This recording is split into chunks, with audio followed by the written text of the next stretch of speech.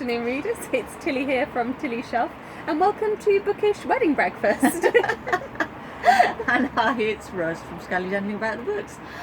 Very happy to be at A wedding that's successfully... Oh, I've just blown out a candle. Oh. The candles! Alf, you're going to have to come back and light this candle again. Successfully managed to go ahead with this wedding despite all of the hurdles that COVID has thrown at us. We've gone from plan A to plan X. Yeah, probably. But it's been beautiful and lovely. Yeah. So bookishly... Yeah, what better thing to talk about when you're talking about weddings? I've blown out another candle. I just need to liability when it comes to these candles. Than a Shakespearean comedy, because they always end in happy matrimony. Yeah. So what's the one we read this month? Well, you've read Much Ado About Nothing by Yes. William Shakespeare. I have read the first half of Much Ado About Nothing, and then I watched the version with David Tennant and Catherine Tate. And then she was distracted by this wedding There thing. was this thing going on in my life. Where's your commitment to BookTube when you let your wedding get in the way of reading your ShakeTube play? Yeah, when you commit to reading. But yeah, So to my shame, I have read the whole play previously. Oh yes, it's not so like you haven't read the play before. And it's not, I would say, a particularly auspicious wedding related. Because it's too fragile to go out in the rain. Oh, right. Just been gifted An a extra candle. candle.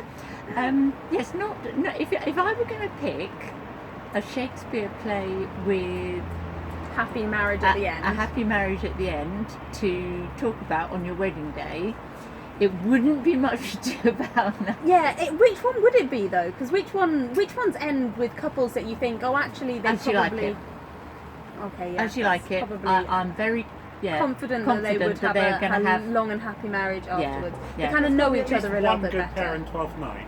And yes, in Twelfth Night, one good pair. Well, no, because one person gets married to somebody that she thinks is somebody else, Yes. and one person gets married to somebody who Thought she was a thought boy. she was a boy, which could work. That could work. Yes, That could be I fine. Yeah, think they know that's each other. very modern Yeah. and kind of like, But they've- non-binary. She's also been like, well, he has also been lying to her partner for all this time, pretending. I guess it depends how you see it. Yeah. Okay, but it wouldn't be much. But it wouldn't be much ado because let's face it, you've got two totally disastrous marriages. Yeah. I don't know. So I get this thing with Beatrice and Benedict, where I don't think you ever really watched Friends, but it's a bit like Ross and Rachel, where because there's hints as you go along that they actually have been together in the past, that they've had some kind of previous relationship. Alf, what have you Tagging got? in. Tagging in. Tagging in about Much Ado. Yeah. I think that the Benedict, Beatrice Benedict. I Yeah. think that could be happy.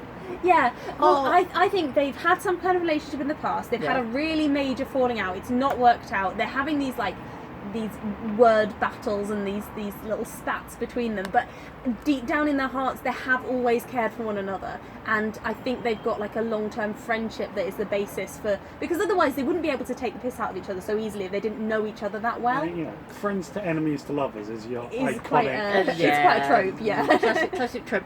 But I think. I mean, I'd like to think that, and sometimes when I've seen performances or films of the play, I've come away feeling that. But when I read the words, You were less convinced. I was less convinced because because I like if they obviously fancy each other. I mean, the sexual attraction between them, I don't doubt. So that side of things may work fine. But Beatrice, when she